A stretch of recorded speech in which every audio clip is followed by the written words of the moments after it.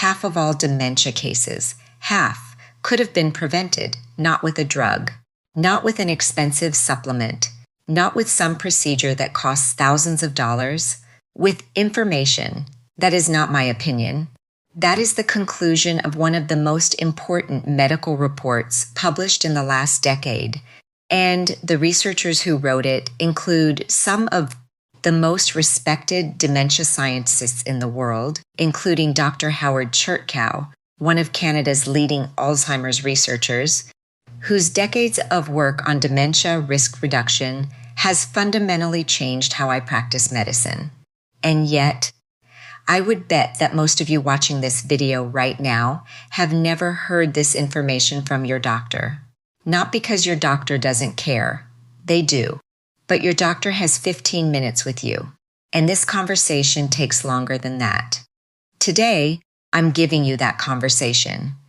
We are going to go through the 12 modifiable risk factors that the Lancet Commission on Dementia Prevention identified, the 12 things that, if addressed, could prevent or delay up to 50% of dementia cases worldwide.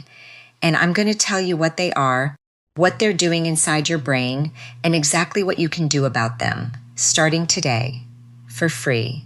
Stay with me to the end, because factor number 1, the one that surprised even me when I reviewed the full evidence, is something you likely do or stopped doing within the last few years.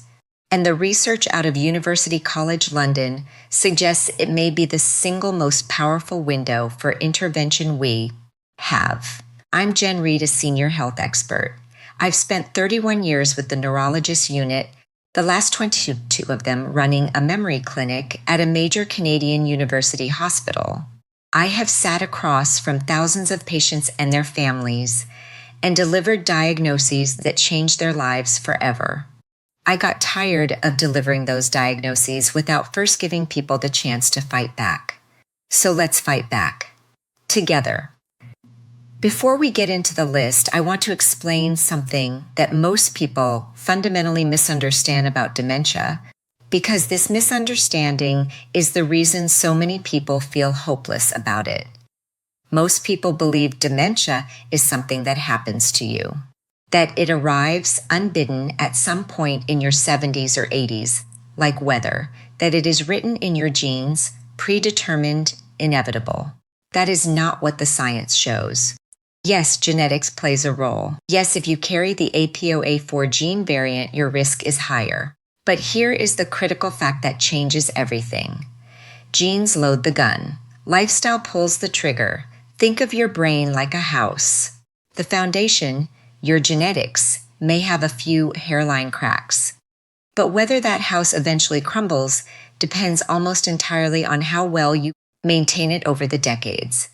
Are you waterproofing the roof, reinforcing the walls, clearing the drains, or are you letting small damage accumulate year after year until one day the structure can no longer hold? Dementia does not appear overnight. The pathological changes, the amyloid plaques, the tau tangles, the shrinking of the hippocampus. I want to start with risk factor 12 because this one is about your children and grandchildren just as much as it is about you. But it also tells us something profound about the brain. The Lancet Commission found that lower levels of education in early life account for approximately 5% of dementia cases globally. Research from the Canadian Longitudinal Study on Aging, one of the largest studies of its kind, has found that higher educational attainment is consistently associated with reduced dementia risk. But here is the critical insight, and the reason this matters even to those of you who are well past your schooling years. What education actually does is build what scientists call cognitive reserve. Imagine your brain's neural network like a city's road system. The more roads you build when the city is young, the more connections, alternate routes, and redundancies you create, the longer it takes for any one road closure to paralyze the whole city. Even if disease begins to damage some pathways, a brain with more roads can reroute. It can compensate. It can stay functional longer. And here is the hope in this. You can build new roads at any age, learning a new language, playing a musical instrument, taking a class, learning to draw. These activities physically build new neural connections. They expand your cognitive reserve even if you are 70 years old. I think of Dorothy, 72 years old, a retired seamstress from Winnipeg. She came to see me because she was starting to forget appointments. Her husband was quietly terrified. She had left school at 16. She felt like the cognitive reserve ship had already sailed. I told her what I'm telling you now. She joined an online French class and started a ceramics course at her local community center. 2 years later, her cognitive testing had actually improved. She called my office to tell me, I still have that message. The road building never stops. The brain is more plastic than we were ever taught to believe.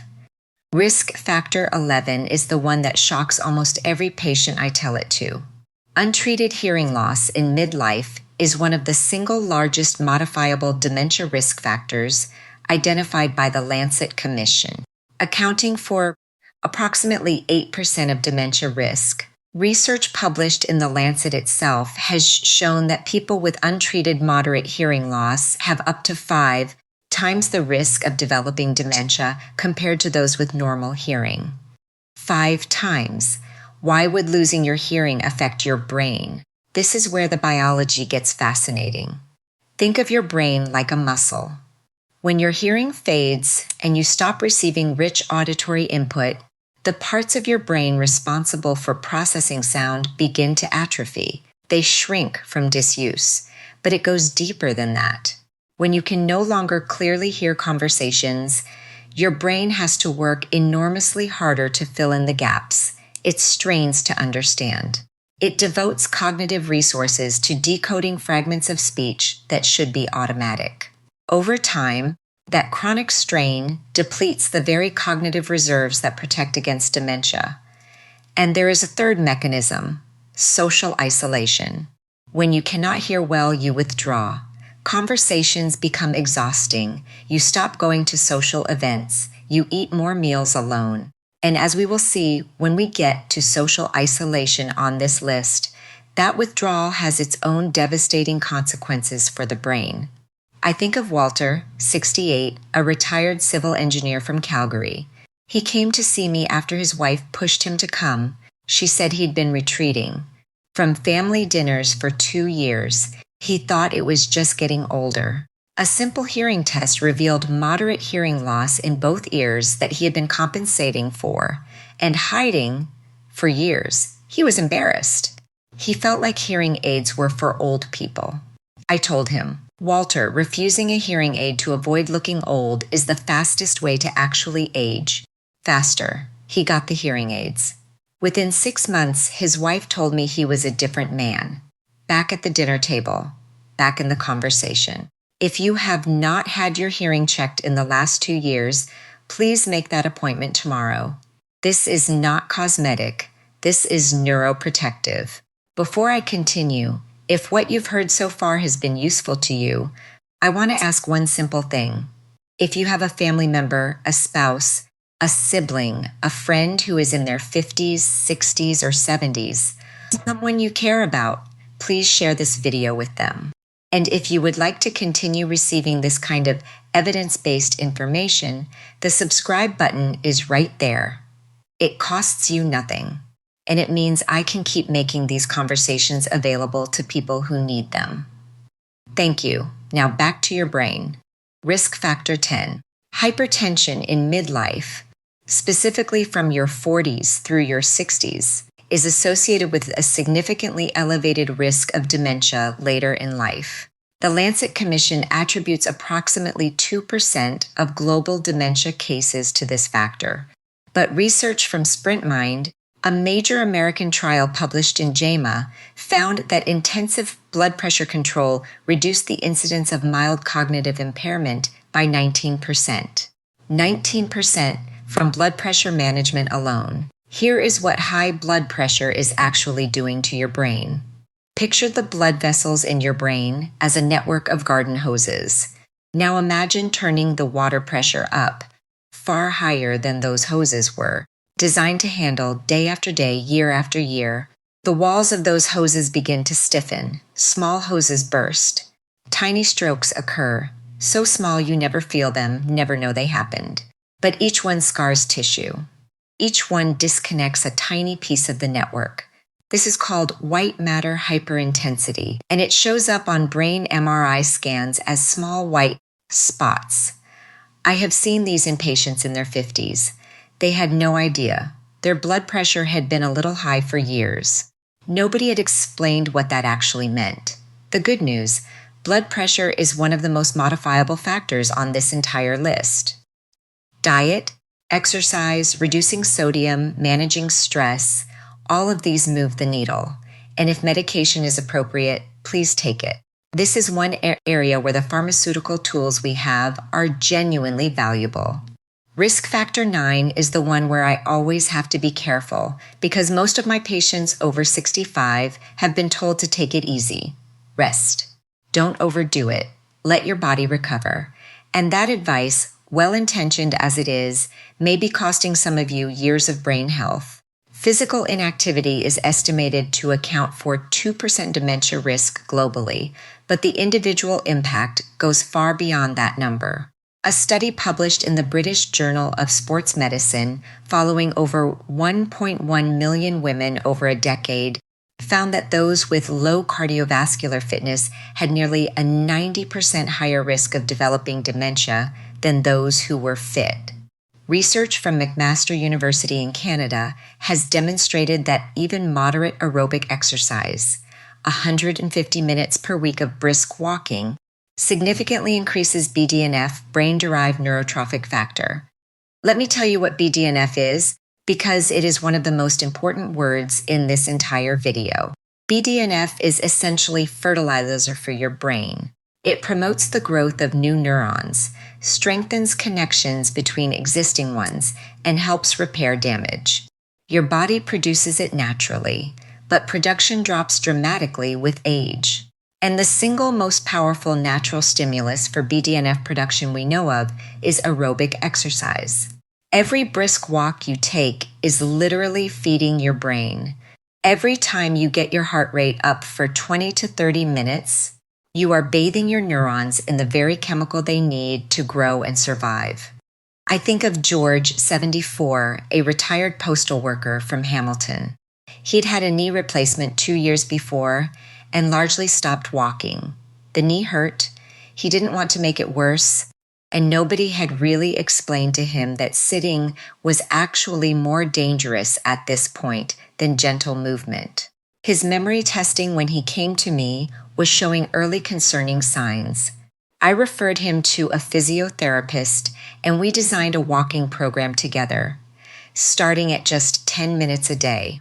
By month 4, he was walking 40 minutes most mornings. He told me, "Doc, I feel sharper than I did at 65. His follow-up cognitive scores reflected exactly that. You do not need a gym. You do not need equipment. You need to move your body consistently. That is the intervention.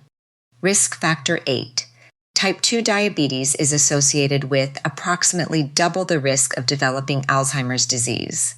Research published in Diabetologia, the Journal of the European Association for the Study of Diabetes, following nearly 145,000 adults over 12 years, found a clear dose-dependent relationship. The longer and less controlled the diabetes, the higher the dementia risk.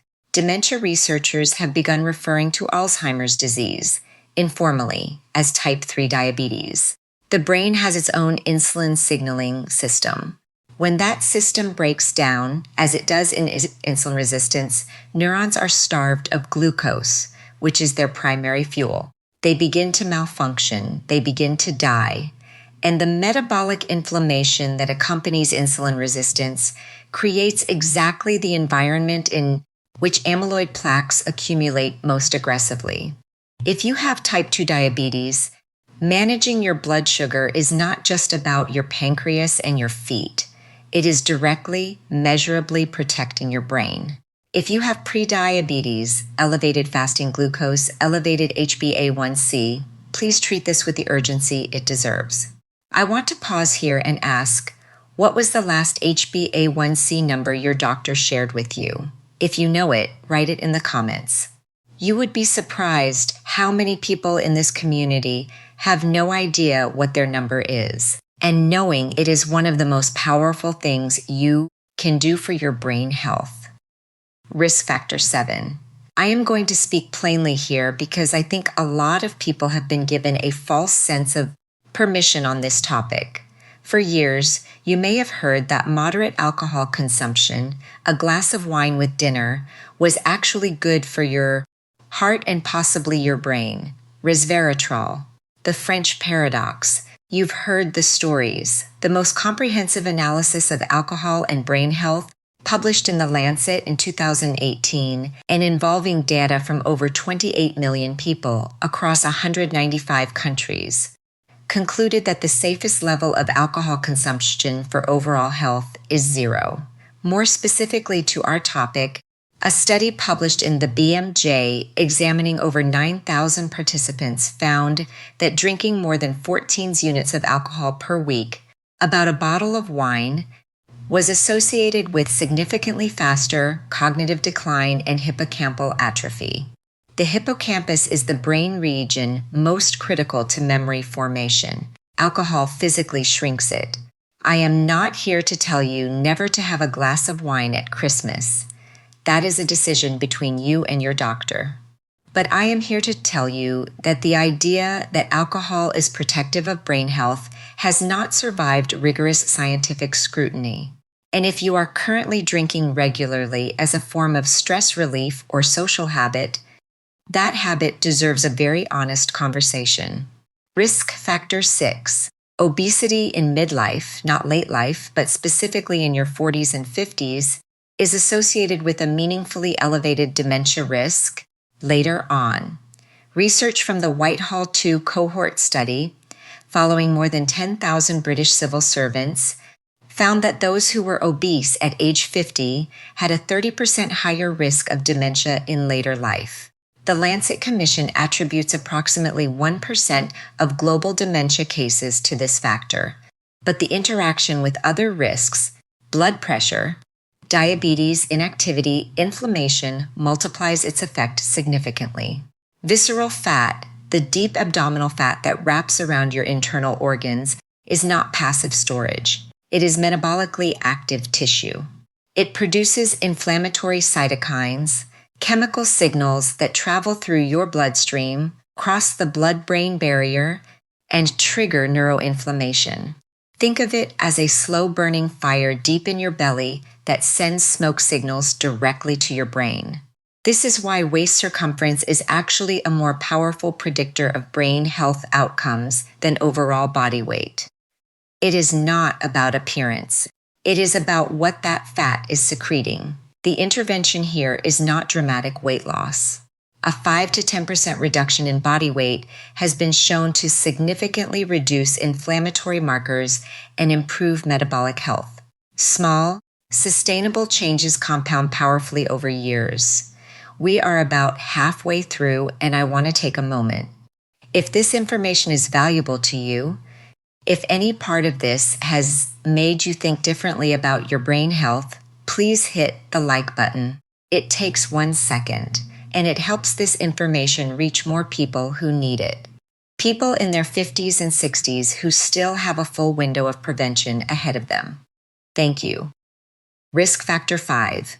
Smoking is associated with approximately a 60% increased risk of dementia, according to a meta-analysis published in the journal PLOS Medicine, examining over 37,000 adults. The Lancet Commission estimates it accounts for approximately 5% of global dementia burden. Critically, however, the same research shows that former smokers, those who have quit, have a dementia risk that returns to nearly the level of those who never smoked at all. I want you to hear that. Your brain is not keeping score. It is not punishing you for what you did before. It is responding to what you do now. Smoking attacks brain health through multiple channels simultaneously.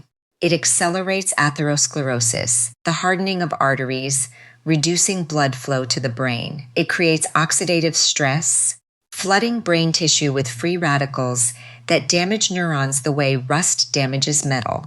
And it promotes inflammation, the same systemic inflammatory fire that runs through nearly every risk factor on this list. If you still smoke, quitting is the single most impactful immediate action you can take for your brain health. Not just your lungs, your brain, and your doctor can help you. Nicotine replacement therapy, prescription medications, behavioral programs, the tools exist. Please use them. Risk factor 4 is the one that I find most people are surprised to see on a dementia prevention list, and it is one that deserves the most compassion in how I discuss it. Depression is associated with a nearly doubled risk of dementia, according to a meta-analysis published in the British Journal of Psychiatry examining over 50,000 participants across multiple longitudinal studies. The Lancet Commission attributes approximately 4% of global dementia cases to untreated depression. The relationship is bidirectional and complex. Depression may both be a risk factor for dementia and an early symptom of it. But what the research is increasingly clear on is this. Untreated, chronic depression is associated with elevated cortisol levels, hippocampal shrinkage, and systemic neuroinflammation. Think of chronic depression as a prolonged stress response. Your body's alarm system stuck in the on position. Cortisol, your primary stress hormone, is neurotoxic when chronically elevated. It literally erodes the hippocampus, the structure most critical to memory, the way acids erodes limestone, drop by drop, year after year. This is not a character weakness. This is biology, and it is treatable. I think of Margaret, 67, a retired nurse from Vancouver. She lost her husband of 44 years to pancreatic cancer and spent the next 3 years in what she described as a fog, unable to concentrate, losing words, forgetting where she'd put things. She came to me terrified she had dementia. Her cognitive tests showed changes, but when I did a thorough assessment, I saw grief and untreated depression as the primary driver. We got her into therapy, connected her with a grief support group, and worked with her GP on a short-term antidepressant trial. 6 months later, she came back for retesting. Her scores had improved across every domain. She cried in my office. She said, "I thought it was the beginning of the end. It wasn't. It was the beginning of getting her life back." If you are struggling with depression, or have been for years, this is not something to push through alone. It is a medical condition with real neurological consequences, and effective help exists. Risk factor 3. We are now in the top 3, and I want you to understand why social isolation has emerged as one of the most powerful dementia risk factors in the entire scientific literature. The Lancet Commission estimates that social isolation accounts for approximately 4% of global dementia burden, but data from the Canadian Longitudinal Study on Aging, a massive ongoing study involving tens of thousands of Canadians, has found that socially isolated adults experience cognitive decline at a significantly accelerated rate compared to those with robust social networks. Research from Harvard Medical School has found that social engagement is one of the strongest predictors of cognitive health in older adults. Stronger than many medical interventions. Your brain did not evolve to be alone. It evolved over hundreds of thousands of years in deeply social environments, hunting in groups, raising children communally, navigating complex social hierarchies. Social interaction is not a luxury your brain enjoys. It is a fundamental stimulus it requires to maintain function. Conversation activates multiple neural networks simultaneously. Language processing, emotional regulation, memory retrieval, theory of mind.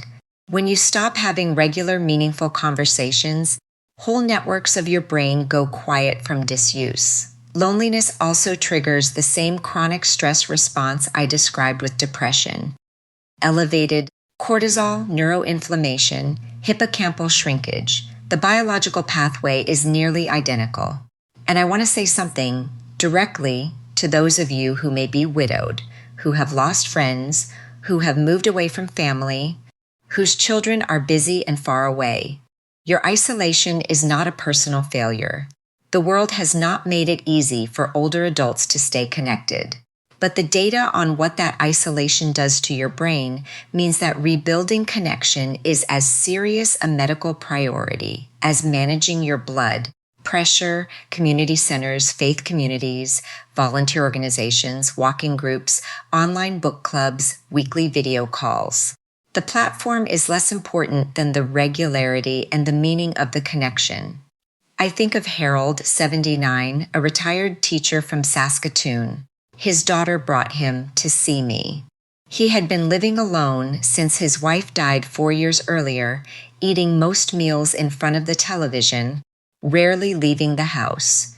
His cognitive decline had been rapid, and his daughter was frightened.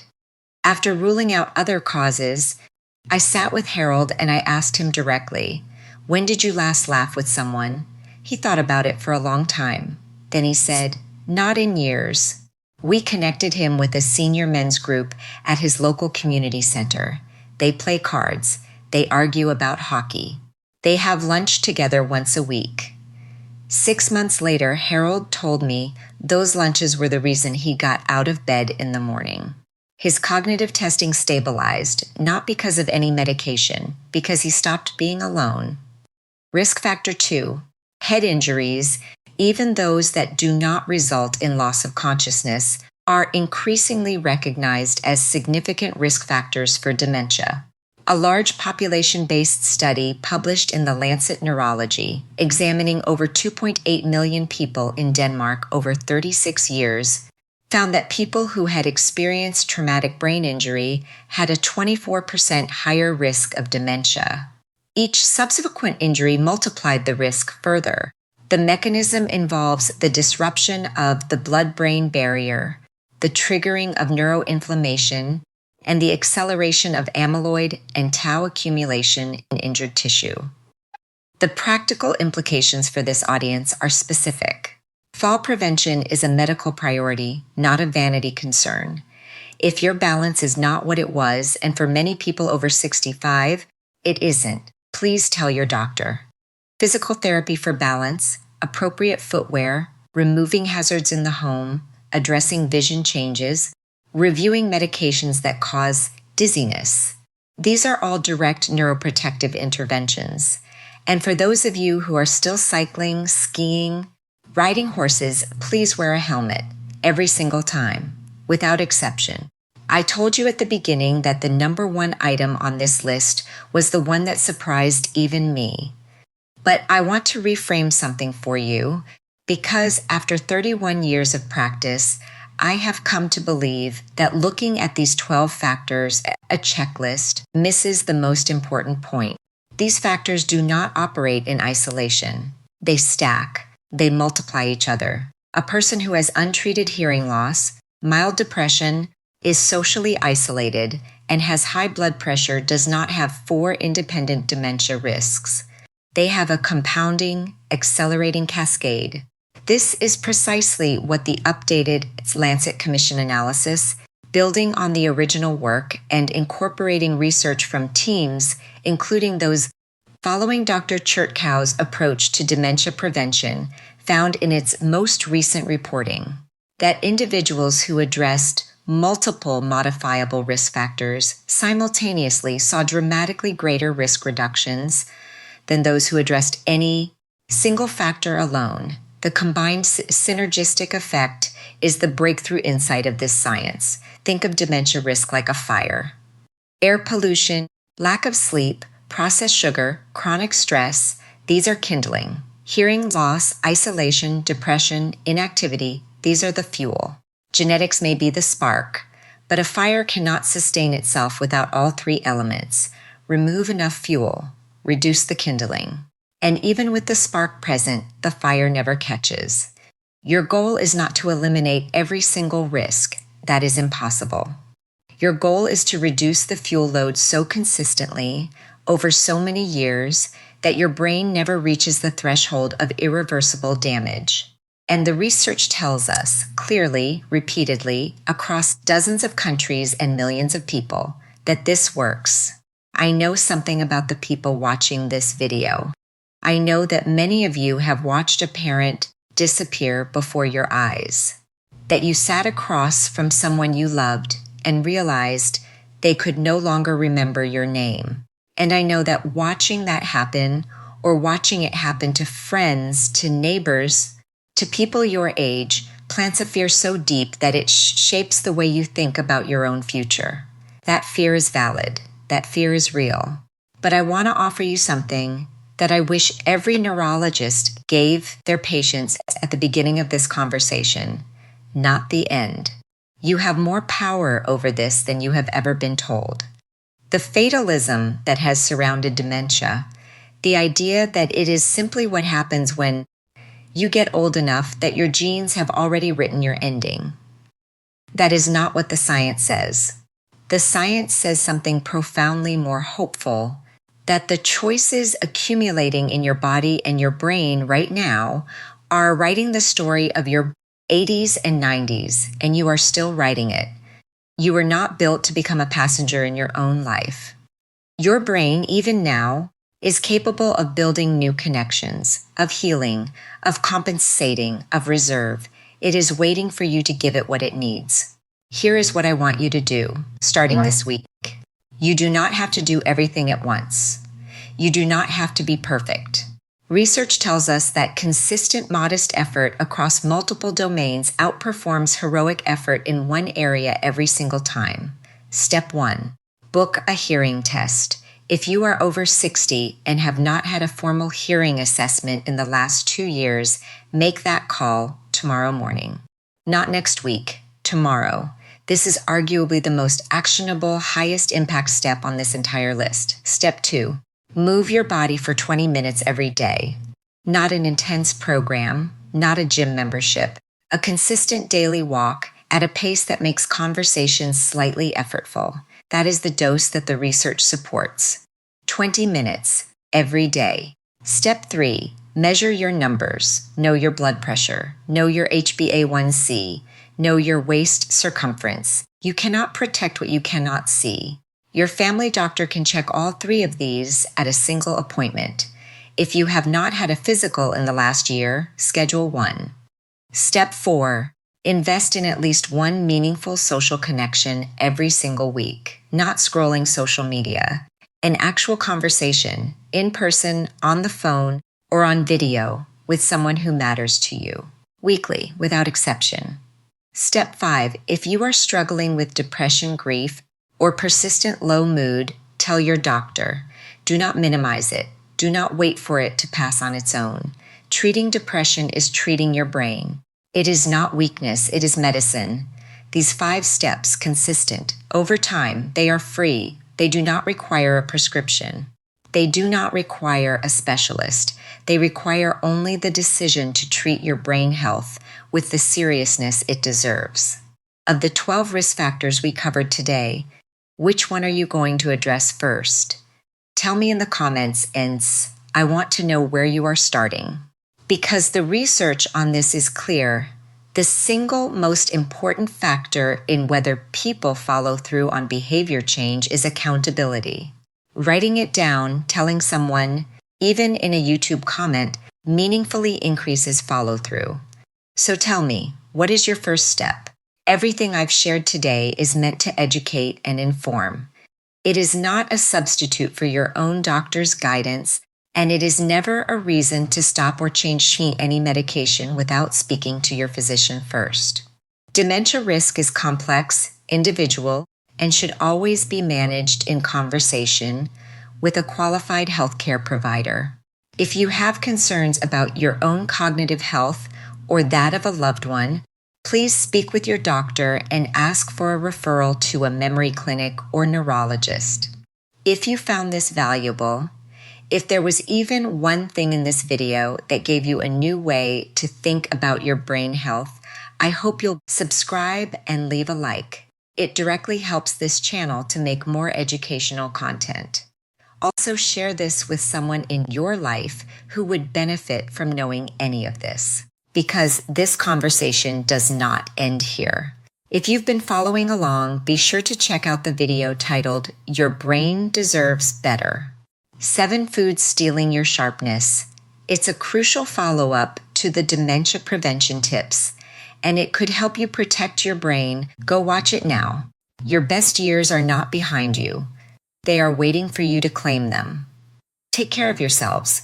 I will see you in the next one.